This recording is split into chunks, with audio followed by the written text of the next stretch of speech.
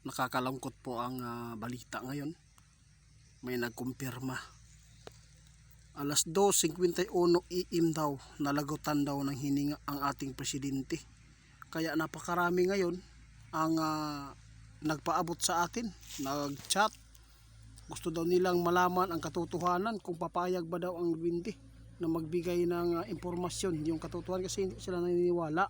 Baka fake news, kasi mayroon pong hinulaan si kaibigan doon na noong 2024 mayroon po siyang hinulaan na sa taong 2026 may haharapin po ang ating presidente na pinakamalaking dagok problema sa kanilang pamilya. Hindi ko po gusto kaya nangyari, kaya napakarami ngayon ang nagpaabot. Marami po ngayon ang kumakalat na balita na si BBM ay nalagutan daw ng hininga kaninang madaling araw, alas 2:51 AM. Marami ngayon ang sumubok sa atin na ipatanong kay kaibigan kung totoo po ba talagang wala na para daw si Sara ay makapalit na. Naku po kaibigan, ano kaya ang tugon ng ating kaibigan ngayon? Kung ano po ang kanyang sabihin sa ating kaibigan ngayon sa inyo mga idol, kung totoong patay na, kung ito po ang sabi ng ating kaibigan, kayo na magpasya. Subukan ko kasi gusto ko din pong malaman sa kanya. Subukan natin tawagin kasi nasa sakahan po tayo. Kaibigan ninyo, uy, kanina ka pa? Oo, salamat po, nandito ka. Kaibigan, ano pong balita? Napakarami po ang nagpaabot sa atin. Hindi sila naniniwala doon sa mga kumakalat sa social media. Nais po talaga nilang sa'yo manggagaling ang impormasyon. Totoo po ba talaga kaibigan na wala na si BBM para daw makapalit na daw si Sara Duterte? Ano naman to?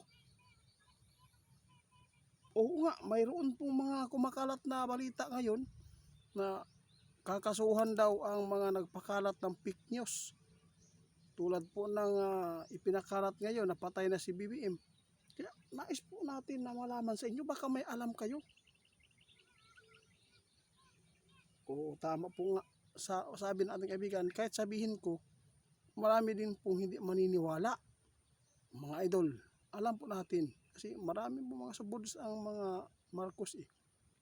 Alam po ninyo, kahit sabihin man po ng ating kaibigan, alam po niya na hindi din kayo maniniwala. Pero kaibigan, sa tingin po ninyo, totoo po ba?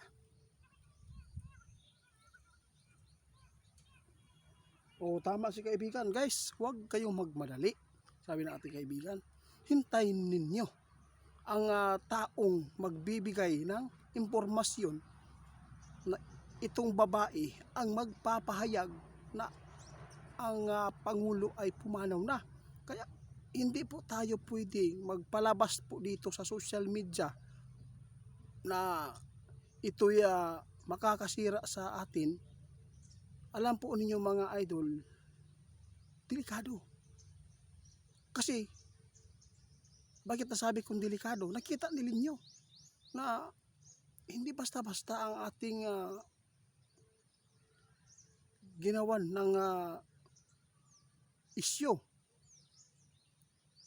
Patay man o buhay, delikado pa rin tayo. Kailangan respetuhin natin ang mga tulad po ng pamilya nila.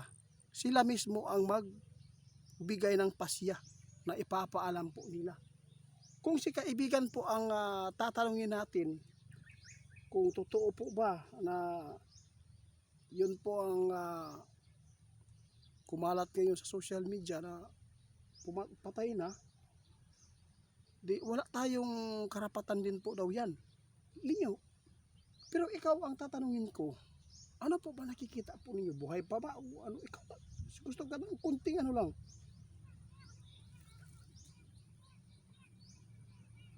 Nako po, mga idol, sabi ng ating kaibigan Itiit, hinulaan na natin yan noon pa. Kailangan na sa taong 2026, kailangan po na maagapan ang kanyang karamdaman.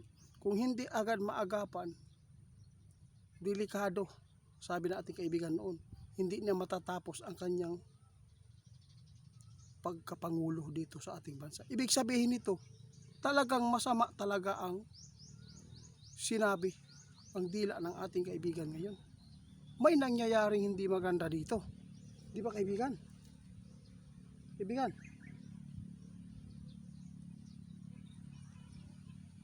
Oo nga. Wala tayo, tama ka. Guys, wala talaga tayong karapatan. Kahit buhay pa yan, kahit patay na yan, buhay man o patay, wala tayong karapatan na magbigay ng pagpapaabot, kundi ang magpatotoo dito ang kanilang pamilya lamang. Si Amy Marcos, siya po ang hintayin ninyo na magbigay po ng tugon.